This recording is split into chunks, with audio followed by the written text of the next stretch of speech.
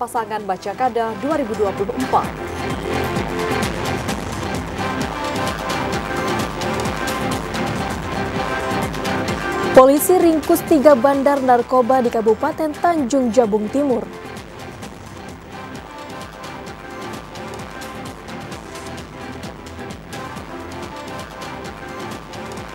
Kontingen Jambi mengikuti acara pembukaan PON 21 Aceh Sumatera Utara 2024.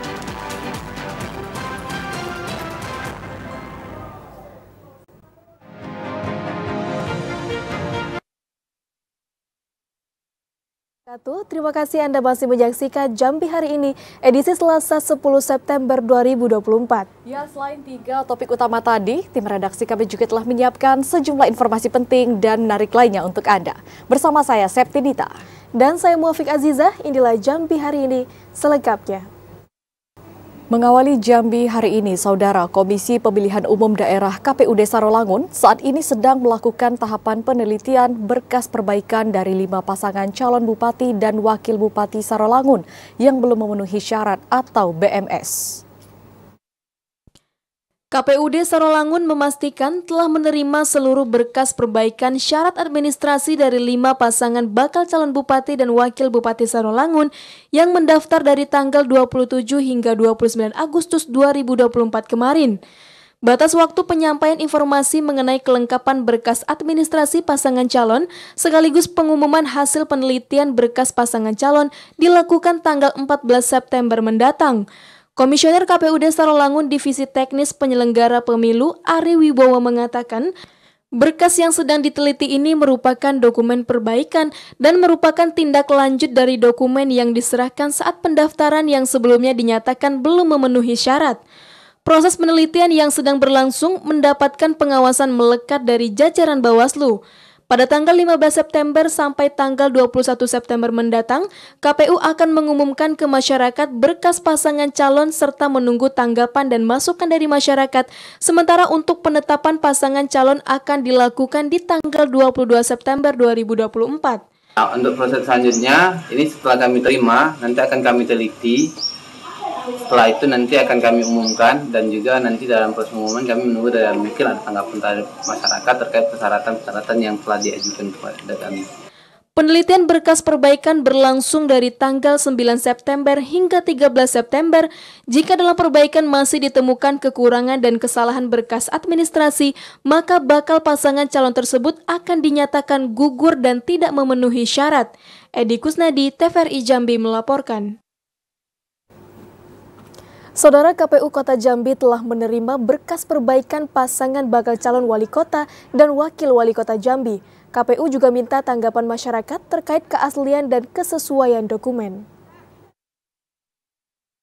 KPU Kota Jambi saat ini telah menerima berkas perbaikan pasangan bakal calon wali kota dan wakil wali kota Jambi pada tahun 2024. Berkas perbaikan tersebut diserahkan ke KPU pada Minggu 8 September 2024. Saat ini KPU Kota Jambi masih meneliti berkas pasangan bakal calon wali kota dan wakil wali kota Jambi.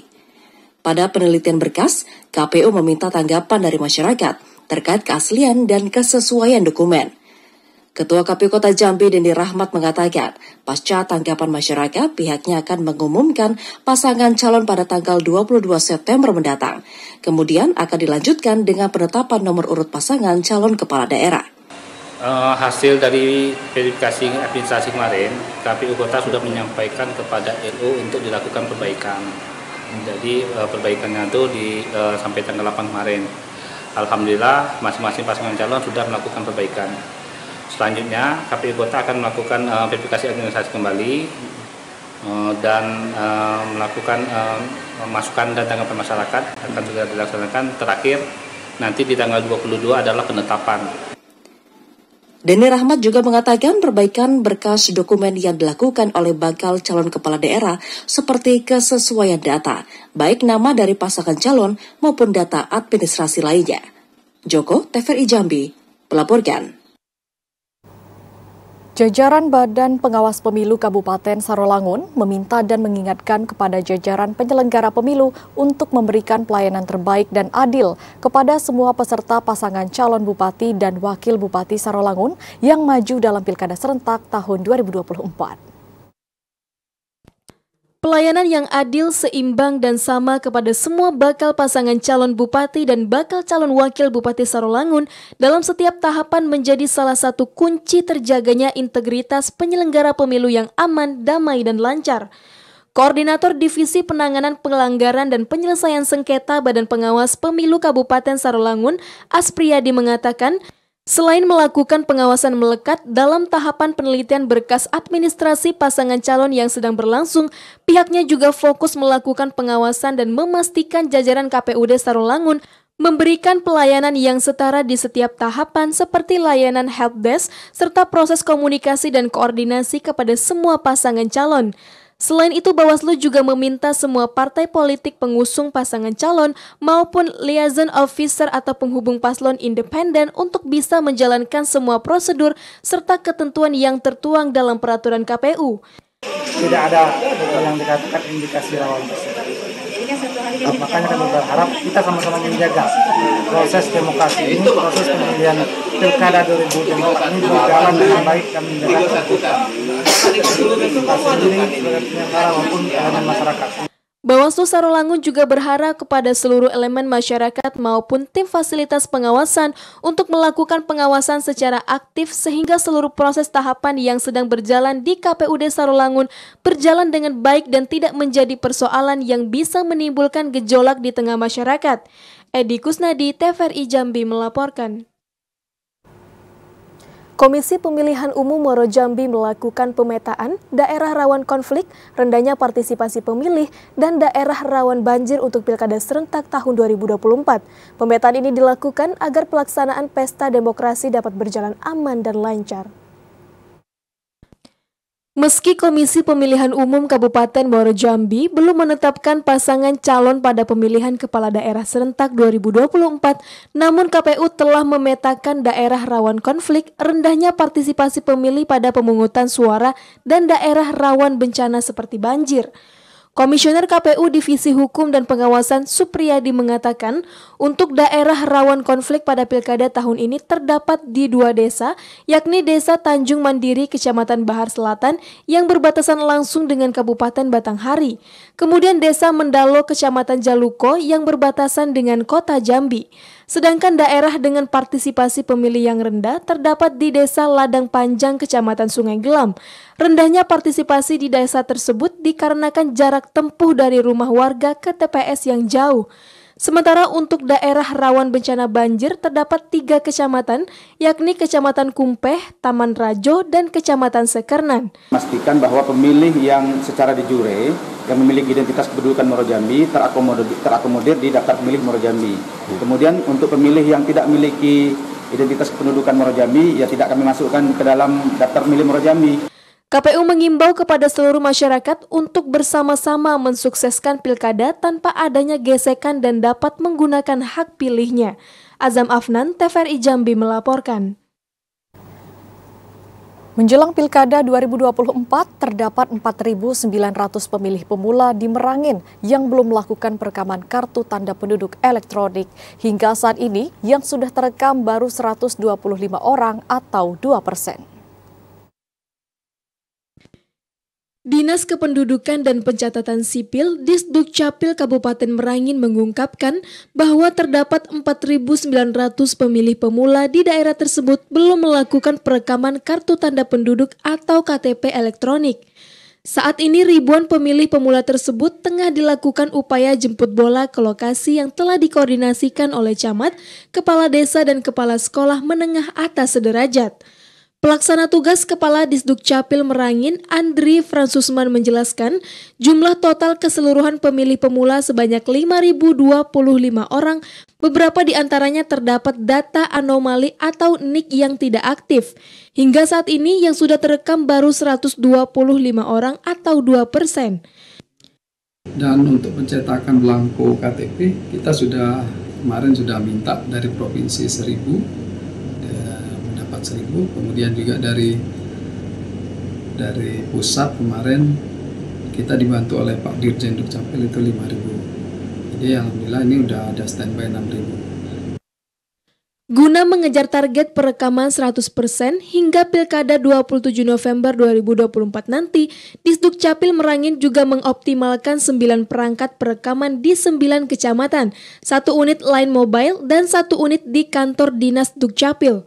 Penjabat Bupati Merangin Mukti sudah mengirim by name by address atau BNBA data anomali ke pihak kecamatan untuk melakukan pengecekan awal verifali atau verifikasi awal apakah orang yang bersangkutan masih ada atau benar-benar tidak aktif. Lebih lanjut, Andri mengimbau kepada masyarakat Merangin agar mendatangi 9 kantor camat terdekat yang memiliki alat perekaman atau langsung ke kantor Disdukcapil guna merekam KTP elektronik, terutama untuk para pemula yang sudah memenuhi syarat untuk bisa memiliki KTP. Ramadan Cerbi Takasa, TVRI Jambi melaporkan. Saudara, Dinas Kesehatan Muaro Jambi keluarkan surat edaran peningkatan kewaspadaan penyakit cacar monyet. Informasi selengkapnya akan kami hadirkan usai jeda. Sesaat lagi tetaplah bersama kami.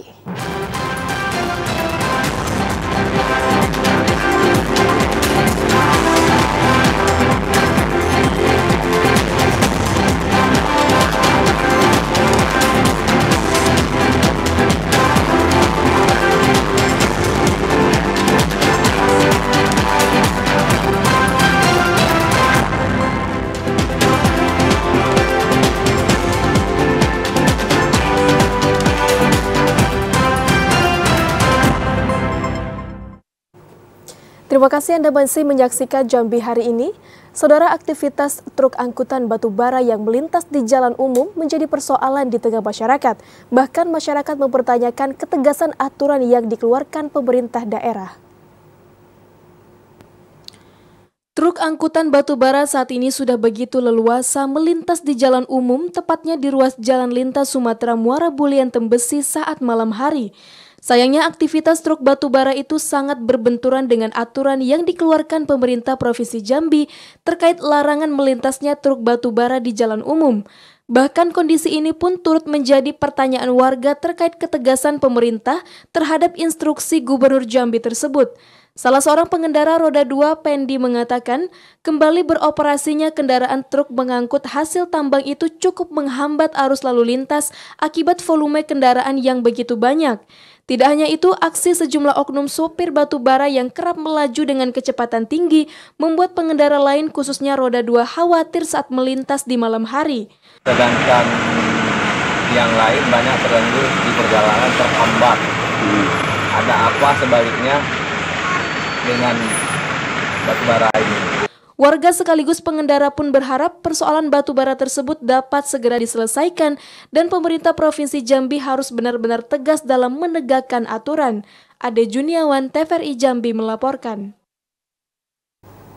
Lurah Kenali Besar Kecamatan Alam Barajo Kota Jambi akan mempertegas perda soal sampah. Hal itu bertujuan untuk meningkatkan kesadaran masyarakat agar tidak membuang sampah sembarangan. Persoalan sampah dan tempat pembuangan sampah liar di Kota Jambi masih belum tuntas. Salah satunya di kawasan Simpang Rimbo, Kelurahan Kenali Besar, Kecamatan Alam Barajo, Kota Jambi yang menjadi tempat pembuangan sampah liar. Lurah Kenali Besar Beni Setiawan turun langsung untuk menuntaskan persoalan sampah. Pihaknya memasang spanduk agar masyarakat tidak membuang sampah di kawasan tersebut. Bahkan spanduk tersebut juga ditulis aturan dan denda 20 juta rupiah bagi masyarakat yang membuang sampah bukan pada tempatnya.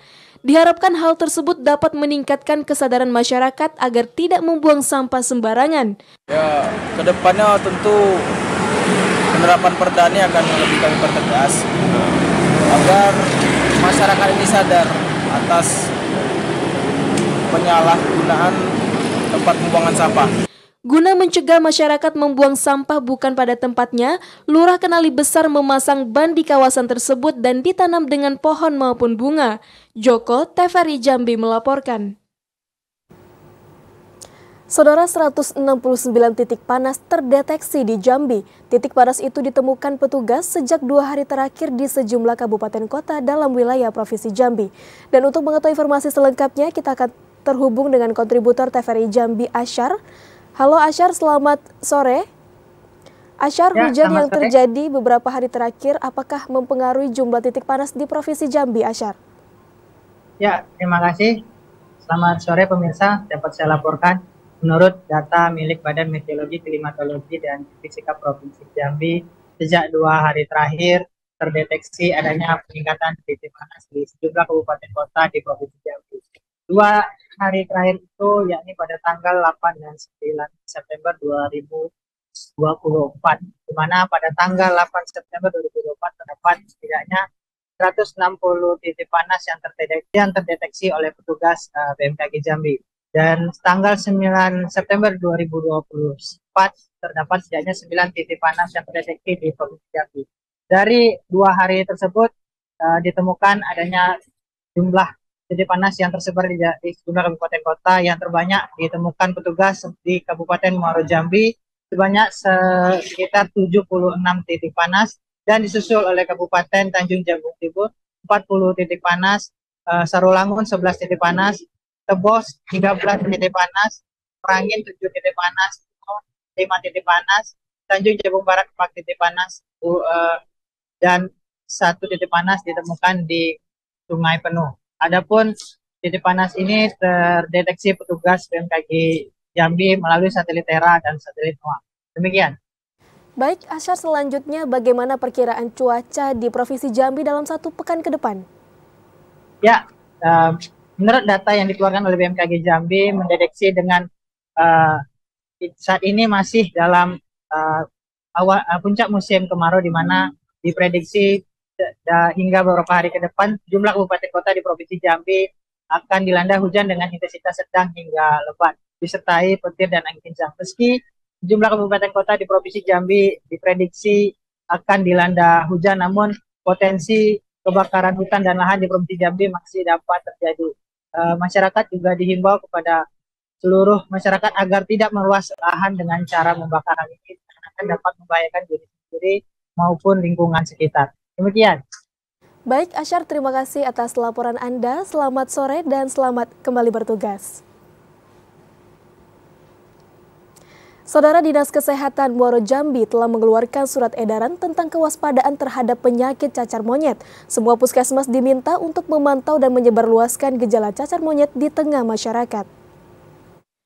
Meski sampai saat ini belum ditemukan pasien yang terpapar cacar monyet, namun Dinas Kesehatan Kabupaten Muaro Jambi telah mengantisipasi kemungkinan buruk yang terjadi.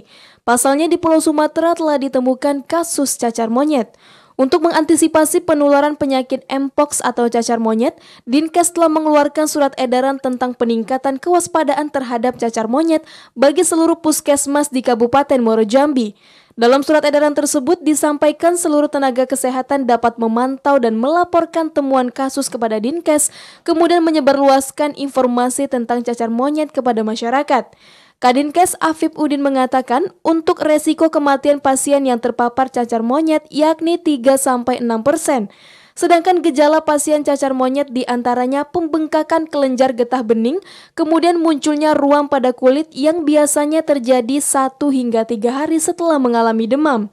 Penyakit zoonosis atau penularan melalui perantara hewan, tetapi penularan yang lebih banyak konsentrasi yang terjadi dilaporkan adalah penularan dari menular seksual. Kadinkes juga mengingatkan kepada seluruh jajaran kesehatan baik di puskesmas maupun rumah sakit apabila menemukan kasus cacar monyet dapat melakukan penanganan secara khusus atau isolasi. Kemudian memastikan makanan yang dikonsumsi benar-benar bersih dan diberikan banyak vitamin agar antibodi pasien yang bergejala dapat terjaga. Azam Afnan, TVRI Jambi melaporkan. Mengantisipasi penyebaran kasus demam berdarah di Kota Sungai Penuh, petugas kesehatan dari Puskesmas Desa Kotololo, Kecamatan Pesisir Bukit, Kota Sungai Penuh, melakukan fogging di kantor RRI Kota Sungai Penuh dan di eks-kantor Pemda Kerinci. Petugas kesehatan dari Puskesmas Desa Kotololo, Kecamatan Pesisir Bukit, Kota Sungai Penuh melakukan pengasapan atau fogging di daerah temuan kasus demam berdarah, yakni di kantor RRI Kota Sungai Penuh dan eks-kantor Pemda Kerinci.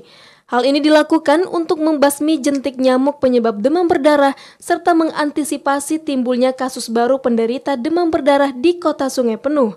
Selain itu, saluran air serta berkas tumpukan sampah menjadi sasaran utama, begitu pula di sudut kantor tidak luput dari pengasapan. Kepala Tata Usaha Puskesmas Kotololo, Kecamatan Pesisir Bukit, Andri Saputra mengatakan, dalam bulan Agustus terdapat 2 orang pegawai RRI terkena penyakit demam berdarah, bahkan harus menjalani perawatan intensif di rumah sakit. Sebagai langkah antisipasi, kami dari Puskesmas Kotololo telah melakukan fogging agar staf-staf dari stasiun RRI tidak terkena DBD. Untuk pesan dari kami agar seluruh dari karyawan stasiun RRI dapat menjaga lingkungan dan juga kebersihan.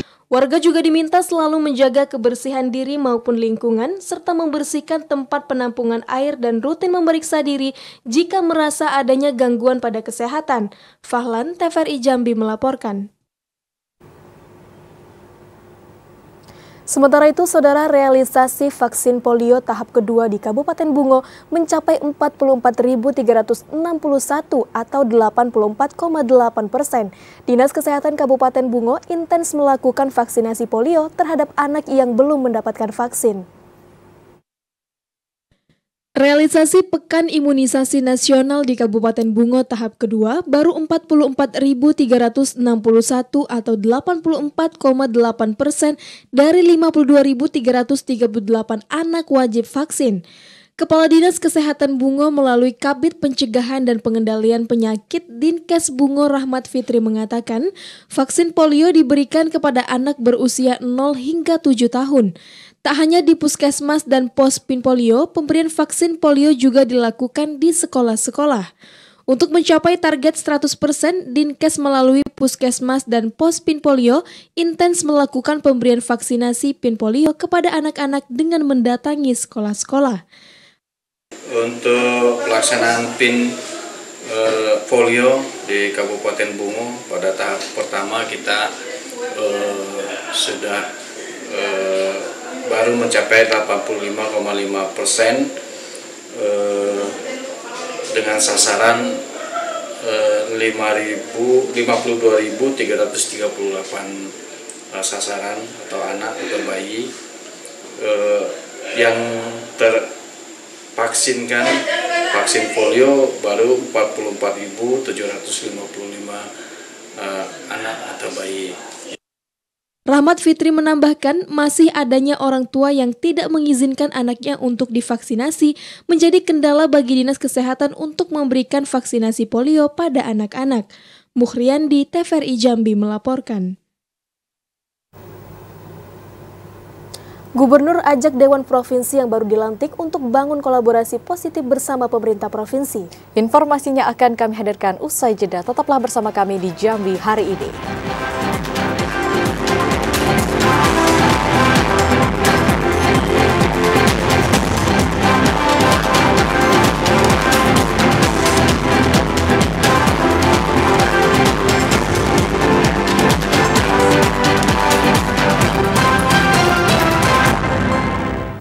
Terima kasih saudara Anda masih bersama kami dalam segmen advertorial.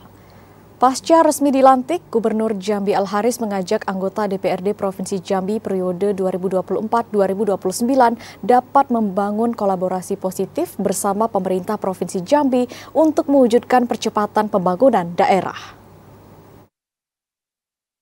Setelah resmi dilantik pada 9 September 2024 dalam rapat paripurna DPRD Provinsi Jambi yang ditandai dengan prosesi pengambilan sumpah dan janji jabatan, Gubernur Jambi Al-Haris mengajak anggota Dewan Perwakilan Rakyat Daerah Provinsi Jambi terpilih periode 2024 hingga 2029 untuk dapat membangun kolaborasi positif bersama pemerintah Provinsi Jambi untuk bisa mewujudkan percepatan pembangunan daerah. Sinergi yang baik antara pemerintah dan Dewan sangat dibutuhkan dalam upaya menyelesaikan berbagai persoalan maupun tantangan dari daerah. Kekompakan dan hubungan yang harmonis dalam sistem pemerintahan akan menghasilkan ide maupun gagasan yang baik untuk pemajuan daerah. Al-Haris berharap anggota Dewan periode 2024 hingga 2029 dapat langsung bekerja sebagai mitra pemerintah dalam upaya meningkatkan kualitas pembangunan untuk bisa menciptakan kesejahteraan bagi masyarakat. Semua yang nanti hari ini sebagai mitra kami tentunya kita berharap akan bekerja dengan baik bersama-sama berkolaborasi untuk membahas segala macam apa yang akan menjadi tugas dan kewenangan Dewan dengan pemerintah tentunya.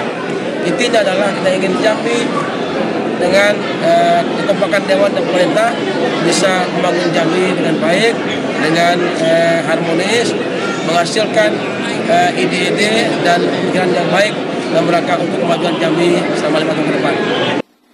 Ketua Sementara DPRD Provinsi Jambi Muhammad Hafiz Fattah mengatakan, pembentukan alat kelengkapan Dewan menjadi tugas pertama yang akan dikerjakan oleh anggota Dewan periode 2024 hingga 2029.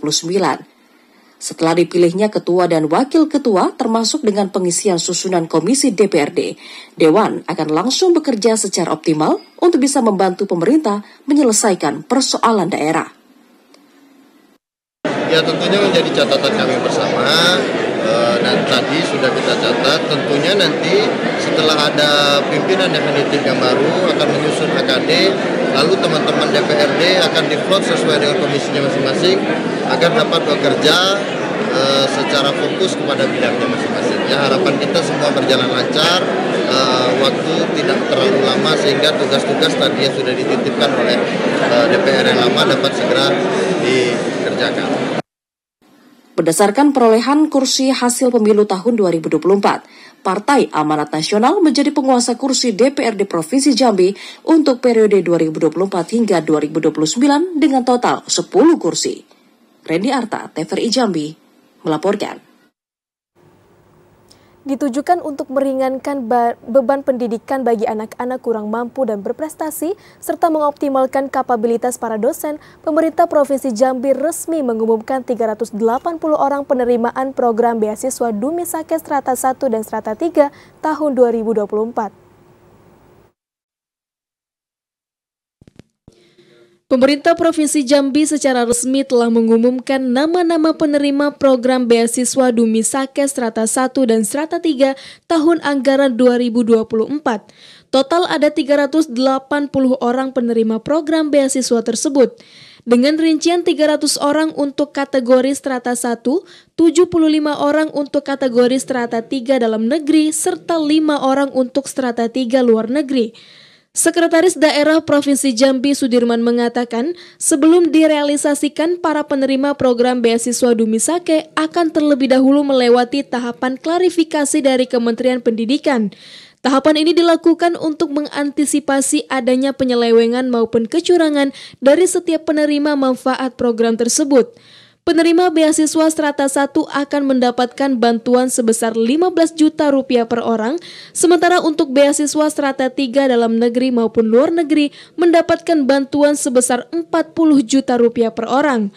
Bantuan pendidikan kategori Strata 1 diupayakan pemerintah untuk meringankan beban pembiayaan pendidikan anak-anak daerah yang kurang mampu maupun yang berprestasi. Sedangkan bantuan pendidikan untuk kategori Strata 3 dikhususkan untuk meningkatkan kapabilitas para dosen. Calonnya kan sudah diumumkan tuh, para penerima beasiswa S1 yang prestasi maupun yang kurang mampu, dan yang S3 untuk yang dalam dan luar negeri. Itu sudah semua diputuskan, sudah diumumkan. Ada satu tahapan lagi sebelum direalisasikan anggarannya, itu kita klarifikasi kembali dengan Kementerian Pendidikan. Program beasiswa Dumisake pemerintah Provinsi Jambi tahun 2024 memiliki total anggaran senilai 7,8 miliar rupiah dan akan disalurkan langsung ke rekening setiap penerima. Randy Arta, TVRI Jambi melaporkan. Saudara, usai jeda kami akan kembali dengan sejumlah informasi lainnya. Di antaranya kondisi bangunan istana anak-anak di Pasar Kota Jambi yang kini mulai hilang terkikis oleh zaman.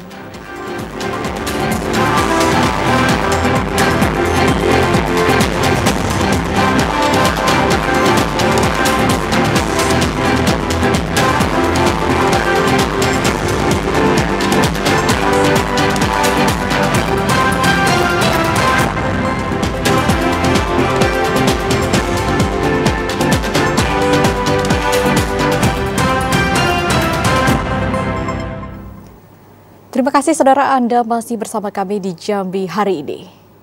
Jajaran Polres Tanjung Jabung Timur meringkus 3 orang bandar sabu. Ketiganya merupakan jaringan kota Jambi yang saat ini tengah diburu. Upaya pemberantasan peredaran dan penyalahgunaan narkoba terus digalakan jajaran Polres Tanjung Jabung Timur. Berkat kejelian dan upaya maksimal yang dilakukan, 3 orang bandar narkoba yang berasal dari 2 kecamatan berbeda berhasil diringkus. Kapolres Tanjung Jabung Timur AKBP Heri Supiawan mengatakan, penangkapan pertama dilakukan pada tanggal 24 Agustus dengan 1 orang tersangka di Kecamatan Mendahara berinisial MA berusia 32 tahun. Dari tangan tersangka, petugas mendapatkan 2 klip kecil sabu dengan berat 0,85 gram lengkap dengan alat penghisap, serta uang tunai sebesar Rp500.000. Sedangkan untuk 2 orang tersangka lainnya berinisial A usia 20 tahun dan AB berusia 22 tahun diringkus petugas pada tanggal 5 September di Kecamatan Morosabak Timur.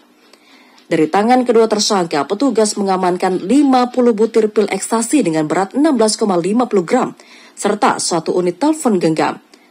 Ketiga orang tersangka dikenakan pasal 114 ayat 1 atau pasal 112 ayat 1 nomor 35 tahun 2009 tentang narkotika dengan ancaman kurungan penjara paling singkat 4 tahun dan paling lama 12 tahun penjara. Bahwa ini merupakan PU Polres yang sudah lama kami lakukan penuntutan karena memang ini cukup licin, sehingga pada tanggal 27 Agustus 2024 dapat kita lakukan penangkapan disaksikan oleh RT setempat. Ketiga orang tersangka kini diamankan di sel Polres Tanjung Jabung Timur untuk bisa dilakukan penyelidikan dan pengembangan. Kliva Patria, TVRI Jambi, melaporkan. Sementara itu, saudara, 2 orang pelaku pencurian kendaraan bermotor diringkus tim Polsek Jelutung Polresta Jambi. Aksi pencurian ini didasari rasa sakit hati pelaku usai dipecat jadi ART oleh korban. AP dan EV warga Desa Londrang, Kabupaten Muaro Jambi diringkus tim unit Reskrim Polsek Jelutung.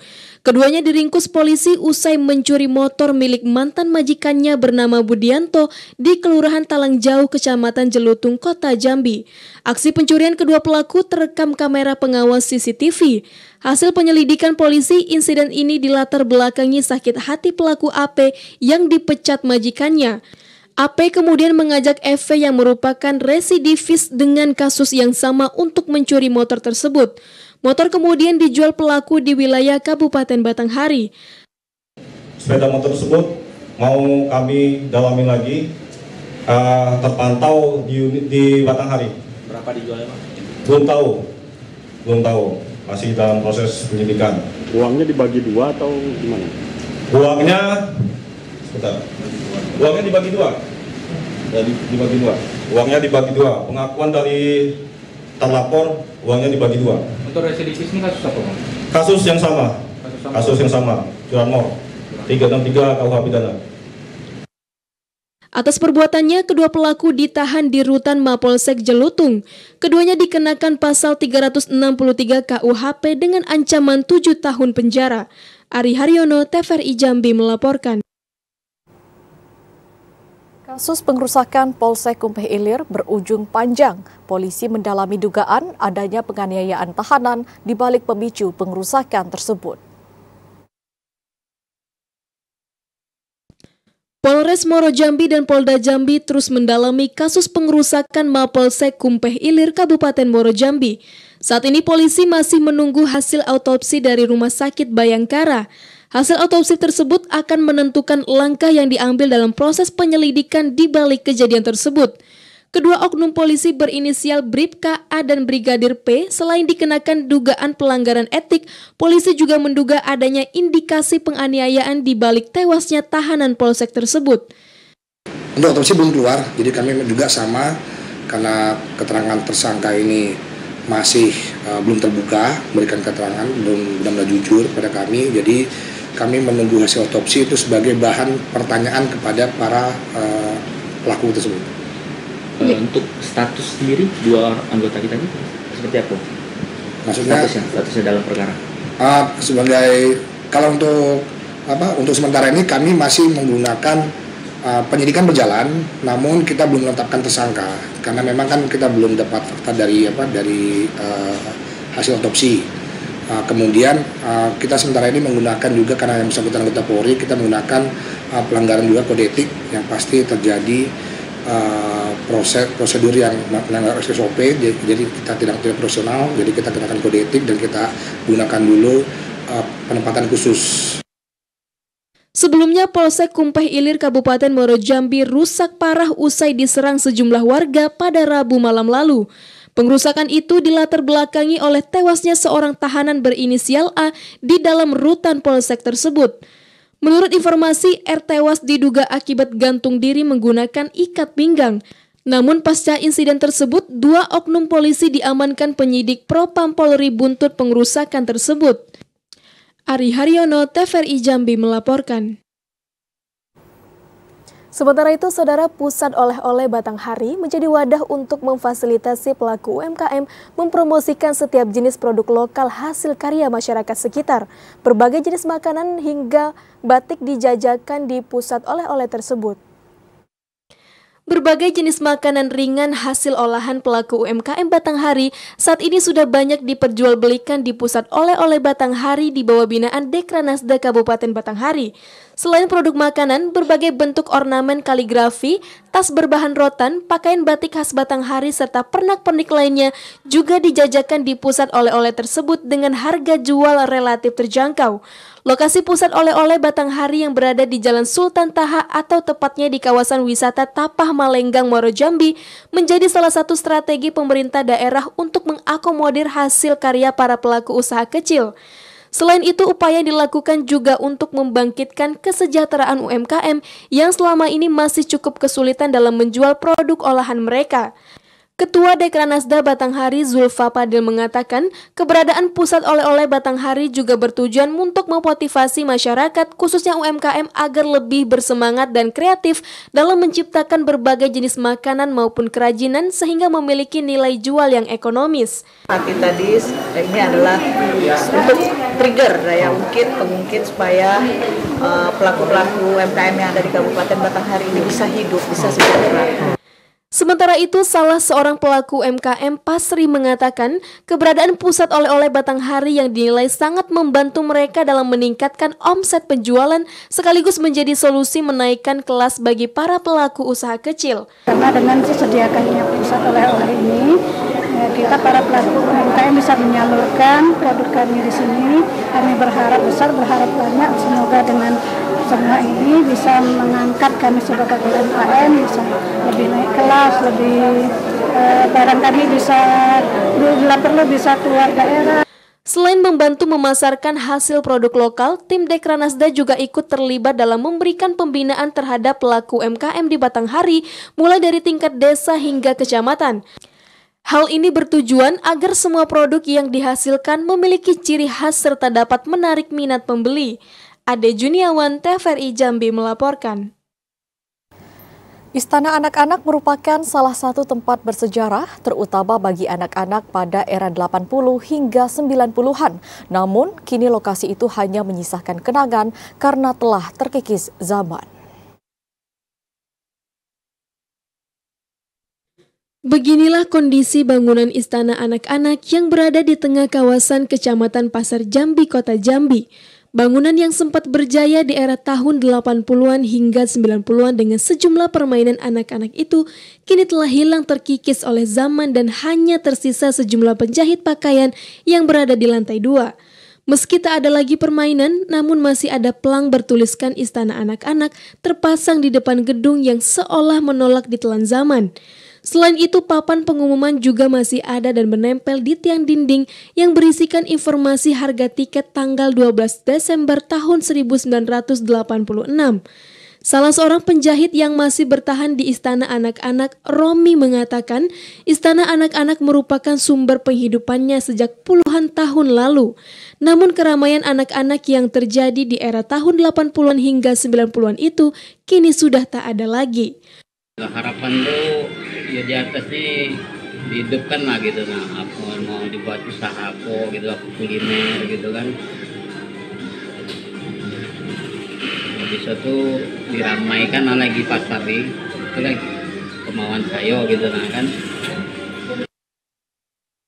Romi berharap pemerintah mampu memberdayakan bangunan istana anak-anak ini sehingga bisa ramai seperti semula. Asyar, TVRI Jambi melaporkan. Saudara, kontingen Jambi turut memeriahkan acara pembukaan PON ke-21 yang berlangsung di Stadion Harapan Bangsa Banda Aceh. Acara yang dibuka langsung oleh Presiden Joko Widodo ini dihadiri ribuan penonton dan diikuti oleh 39 kontingen dari berbagai provinsi di Indonesia. Defile atau parade atlet dari 39 kontingen peserta memeriahkan upacara pembukaan PON ke-21 Aceh Sumut tahun 2024. Semua kontingen mengenakan pakaian yang menampilkan ciri khas dari daerah masing-masing, termasuk kontingen dari Provinsi Jambi. Upacara pembukaan PON ke-21 berlangsung di Stadion Harapan Bangsa, Banda Aceh, Senin malam, 9 September 2024.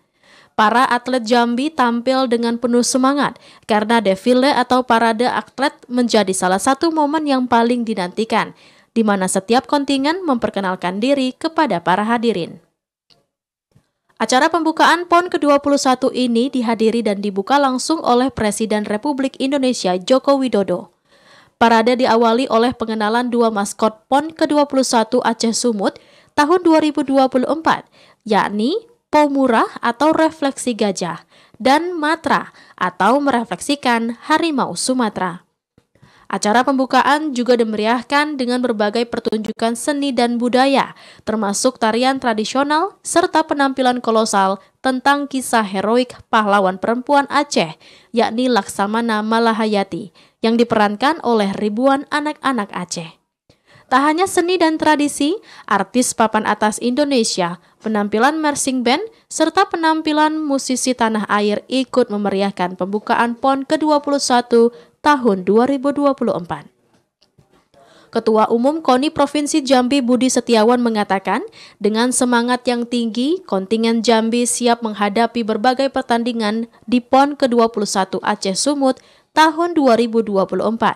Serta bertekad untuk memberikan yang terbaik dan mengharumkan nama Jambi di kancah nasional.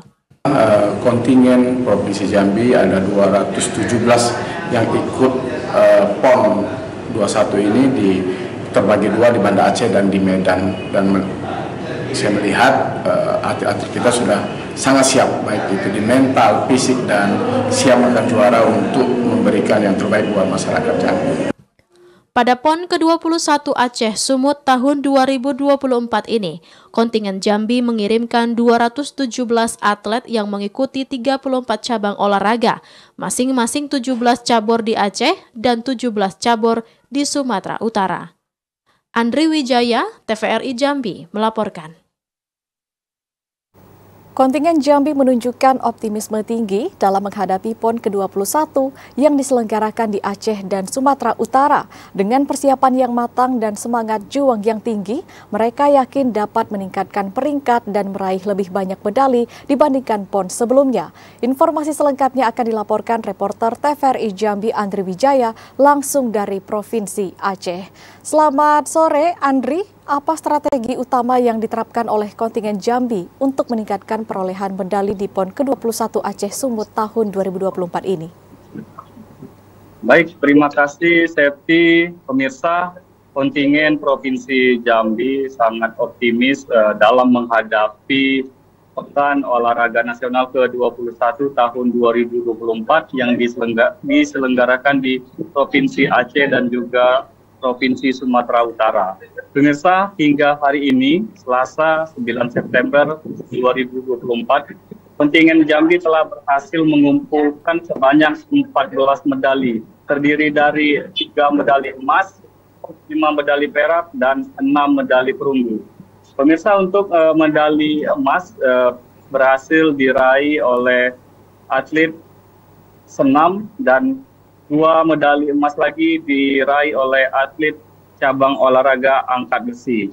Dengan perolehan medali tersebut, saat ini kontingen Provinsi Jambi menduduki peringkat ke-13 dari 38 provinsi yang mengikuti PON tahun 2024 ini, pemirsa. Ketua Umum KONI Provinsi Jambi, Budi Setiawan, mengatakan bahwa pihaknya telah menyiapkan berbagai strategi untuk meningkatkan perolehan medali di PON 21 Aceh Sumut tahun 2024 ini. Di antaranya fokus pada cabang olahraga unggulan sehingga diharapkan dapat memberikan kontribusi signifikan pada perolehan medali. Kemudian juga para atlet mengikuti berbagai latihan secara intensif dan simulasi agar mempersiapkan mental dan juga strategi dalam bertanding. Kemudian KONI juga menyediakan berbagai fasilitas agar para atlet dapat memaksimalkan potensi mereka. Tak kalah penting, pemirsa, sesi konseling maksud kami, dan motivasi rutin dilakukan agar para atlet dipastikan dalam kondisi mental yang prima. Terakhir, kerjasama tim dari ofisial, pelatih, dan juga atlet sangat penting, sehingga nantinya diharapkan kebersamaan ini dapat menjadi motivasi tambahan bagi para atlet untuk memberikan yang terbaik bagi Provinsi Jambi. Demikian, Septi. Ya, Andri, cabur mana saja yang menjadi andalan kontingen Jambi untuk menambah perolehan medali dan naik peringkat di PON 21? Baik, Septi, kontingen Jambi telah menetapkan beberapa cabang olahraga unggulan untuk mendulang medali emas pada PON ke-21 Aceh Sumut tahun 2024 ini. Ketua Umum KONI Provinsi Jambi, Budi Setiawan, mengatakan ada beberapa cabur yang menjadi unggulan untuk menambah koleksi medali emas. Di antaranya cabur angkat besi, angkat berat, wusu, senam, biliar, dan cabang olahraga dayung. Cabur-cabur tersebut diharapkan dapat memberikan kontribusi karena telah banyak medali-medali dari tingkat nasional bahkan internasional yang pernah diikuti oleh atlet yang dari Provinsi Jambi tersebut. Pemirsa, dengan persiapan matang dan strategi terfokus diharapkan beberapa cabang olahraga unggulan ini mendulang emas pada PON ke-21 tahun 2024 di Aceh. Pada PON ke-20 tahun 2021 di Provinsi Papua, Provinsi Jambi menduduki peringkat ke-18 dengan perolehan 29 medali terdiri dari 6 medali emas, 10 medali perak, dan 13 medali perunggu. Pada PON ke-21 tahun 2024 ini, Provinsi Jambi menargetkan masuk ke dalam 15 besar. Demikian, Septi. Ya, kekompakan dan latihan intensif menjadi strategi yang utama yang diterapkan oleh kontingen Jambi. Terima kasih Andri atas laporan Anda langsung dari Provinsi Aceh. Selamat sore dan selamat bertugas kembali. Dan saudara, informasi tadi sekaligus menutup perjumpaan kita di Jambi hari ini. Terima kasih atas perhatian dan kebersamaan Anda. Akhirnya saya Septi Dita. Dan saya Muafiq Aziza bersama kerabat kerja yang bertugas pamit undur diri. Wassalamualaikum warahmatullahi wabarakatuh dan sampai jumpa.